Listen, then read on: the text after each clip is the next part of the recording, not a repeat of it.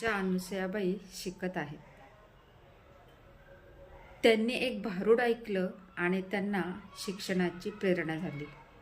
तुम्हीही हे भारूड ऐका. तुम्हालाही असं वाटेल की आपण पण शिकूया. यामध्ये एका स्त्रीच्या शिक्षणाचा प्रवास आहे तुमच्यासाठी. शाळेला जाणार मी, शाळेला जाणार, शिकायला जाणार मी, शिकायला जाणार.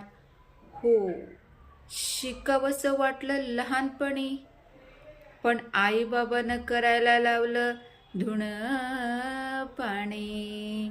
मग सांगा मंडळी, म्या काय शिकण्याजोगी नव्हती वय? होती ग होती.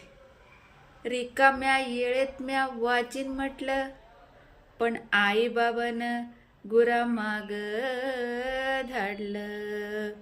काठीनं घोंगड घेऊ द्या की वो, मला बी गुरामाग जाऊ द्या की वो. काठीनं घोंगड घेऊ द्या की वो, मला बी गुरामाग जाऊ द्या की वो.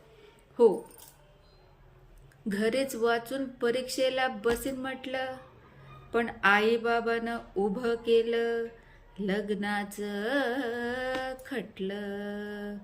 मग सांगा मंडळी, म्या काय शिकण्याजोगी नव्हती वय? होती ग होती. स्वस्ती श्री गणनायकं गजमुखं मोरेश्वरं सिद्धिदं. शुभलग्न सावधान.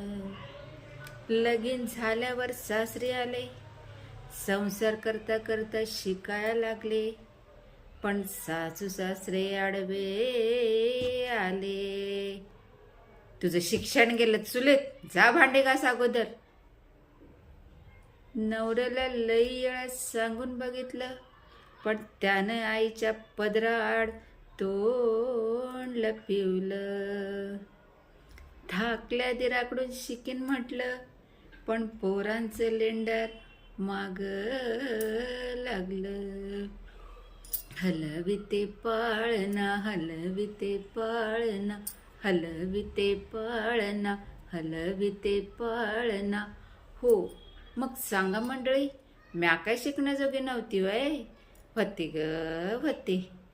शाळेला जाणार मी, शाळेला जाणार, शिकायला जाणार मी, शिकायला जाणार. पोरातून जरा मोकळी झाले, प्रौढ वर्गाला जाऊन बसले, गोष्टीचं पुस्तक हातात घेतलं.